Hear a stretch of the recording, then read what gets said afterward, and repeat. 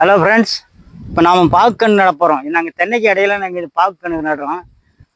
ஊடு பயிரா போடுறதுனால எங்களுக்கு இடம் மட்டும் நாங்கள் போடுறோம். 2க்கு 2 குழி எடுக்கணும்.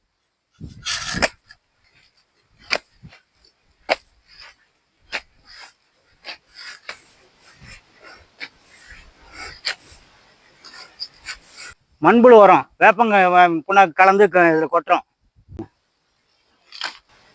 இது 6 மாதத்து கன்று, மங்களா வெரைட்டிஸ். இதை வந்து இப்போ நாங்கள் நடவு செய்கிறோம்.